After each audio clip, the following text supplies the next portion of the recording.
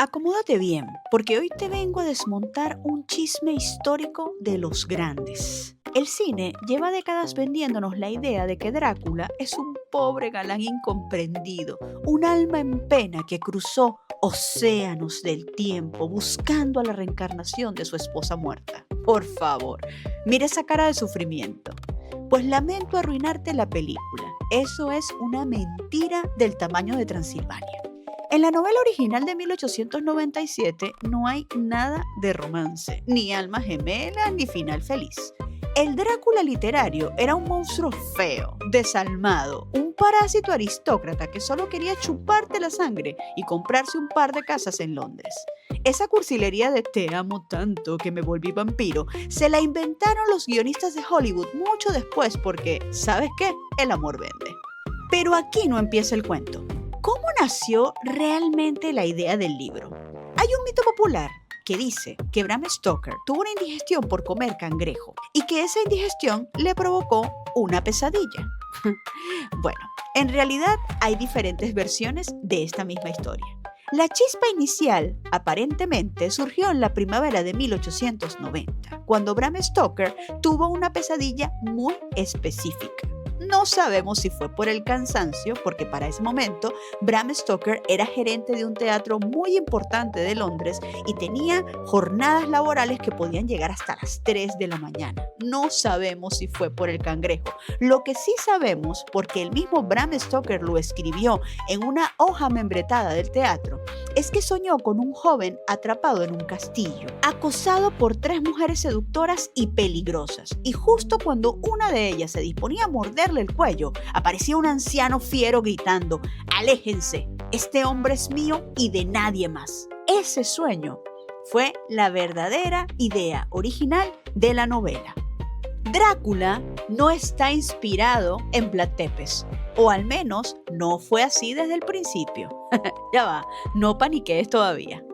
Aquí cae otro mito grande de esos que la gente repite en las fiestas para hacerse el culto.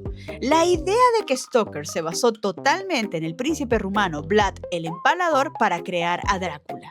Eso es completamente falso. A veces se dice que Stoker vivió 6 años en Whitby investigando a Vlad. Whitby es un pueblo pesquero de Inglaterra.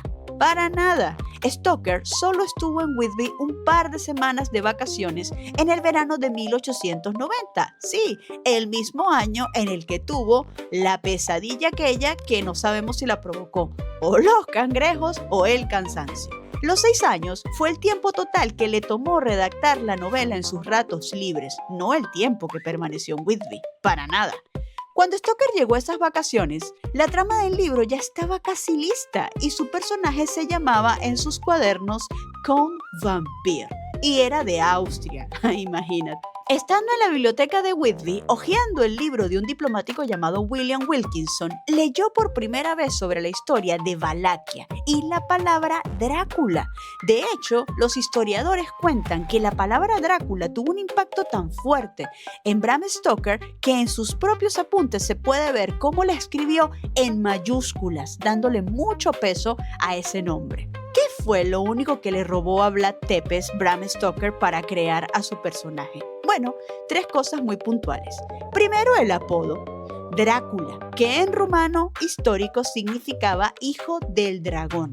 Aunque en el libro de historia que leía Stoker venía traducido mal, porque en ese libro se lo mencionaba como diablo. Su contexto histórico, luchando contra el Imperio Otomano. Efectivamente, en los primeros capítulos de Drácula se narra cómo este enigmático personaje le cuenta a Jonathan las luchas de sus antepasados contra los otomanos y el título nobiliario de conde. Y ya, ni la crueldad sadomasoquista de Vlad, ni sus hábitos de tortura pasaron al personaje. De hecho, guárdate este dato para ganar discusiones la próxima vez que hables de Drácula. Es falso que la estaca en el corazón venga de Vlad. Claro, por supuesto, es muy fácil deducir que la estaca en el corazón está relacionada con la técnica de empalamiento que Vlad aplicaba a sus enemigos como una táctica de guerra psicológica. no solamente para mantener sus dominios libres de invasiones, sino para sembrar su anarquía y su terror.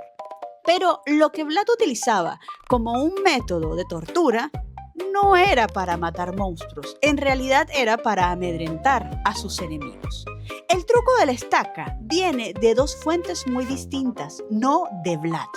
La primera fuente viene de las costumbres funerarias de varios pueblos europeos. En épocas de epidemias, cuando alguien moría de una enfermedad contagiosa rara, desenterraban los cadáveres y los clavaban al suelo usando estacas o varas de hierro.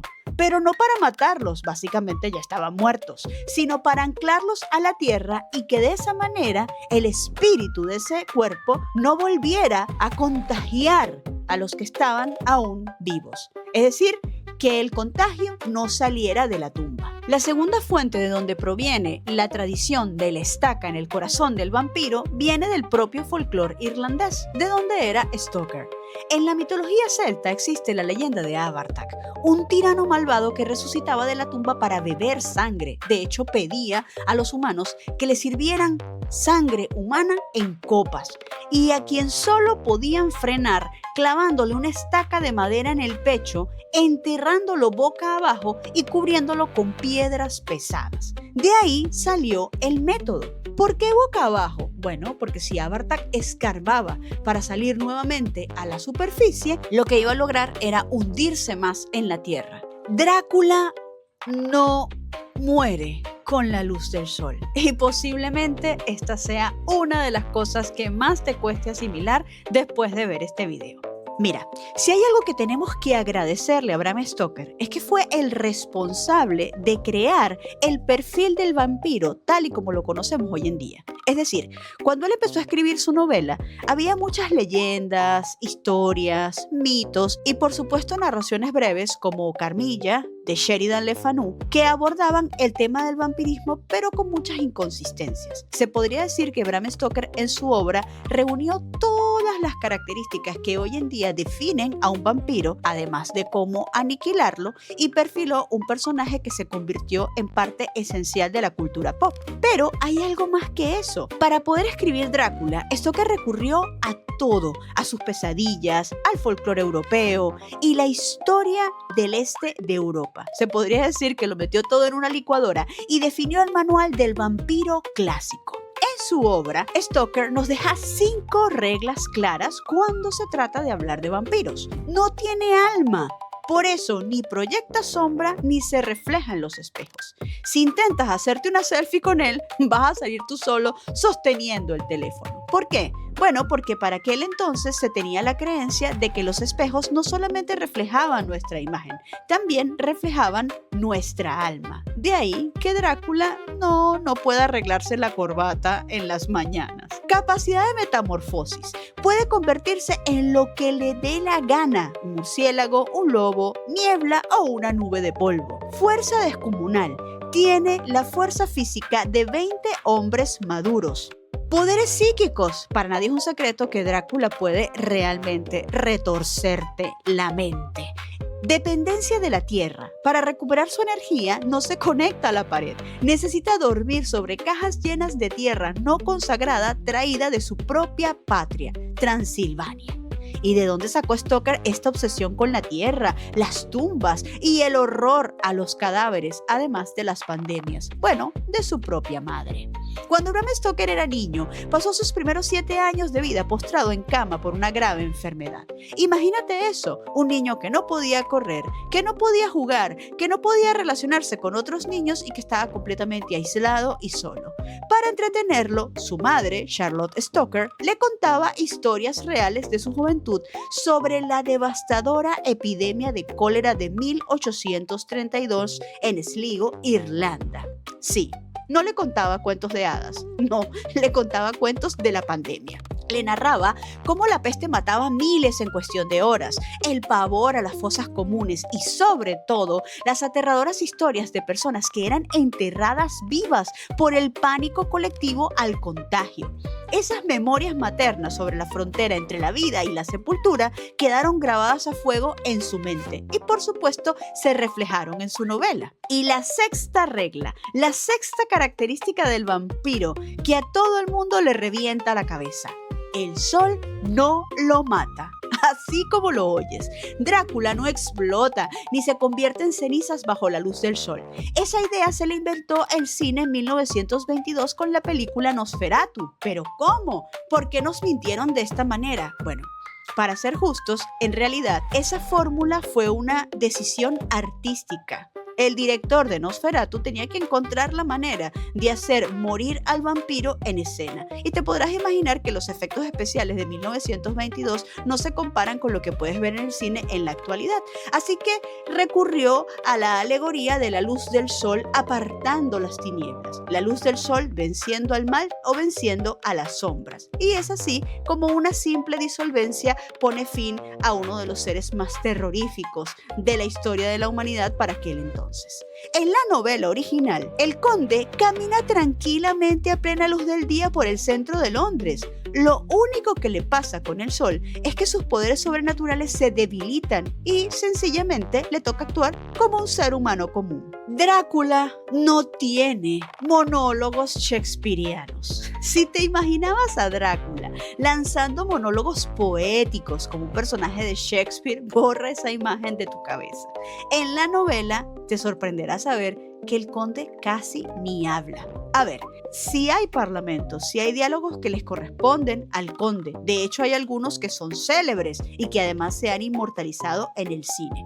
Pero en realidad, lo que nosotros conocemos del conde, sus anécdotas, sus historias, nos lo refieren otros personajes. ¿Por qué? Bueno, porque Drácula es una novela epistolar. Está escrita a base de diarios personales, cartas, notas de periódico y grabaciones en cilindros de fonógrafo. Para que me entiendas mejor, leer Drácula es como filtrar el grupo de WhatsApp de un grupo de amigos victorianos que empiezan a notar cosas raras porque un vecino sospechoso se mudó al barrio. Todo el terror lo sentimos a través del pánico de las víctimas, no de la boca del monstruo. Stoker fue un genio porque usó a este personaje para encapsular todos los temores de la era victoriana.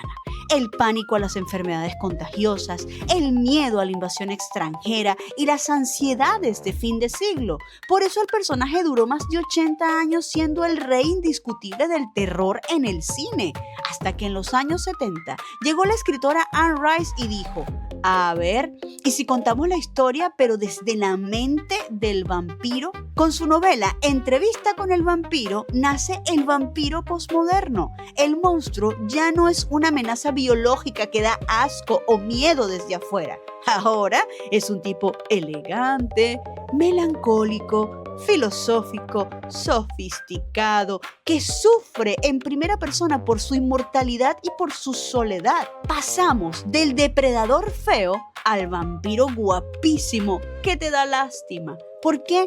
Porque se cuestiona, porque sufre, porque no acepta su verdadera naturaleza y está todo el tiempo luchando entre ser humano y ser en parte una bestia. Así que ya lo sabes, para la próxima vez que salga el tema, Drácula no nació de la sangre de Vlad el Empalador, no se muere si sale a tomar el sol a mediodía, no requirió 6 años de investigación en Whitby y definitivamente no andaba buscando el amor de su vida. Su verdadero poder nunca estuvo en los colmillos, sino en su capacidad para cambiar de forma y adaptarse a los miedos de cada generación.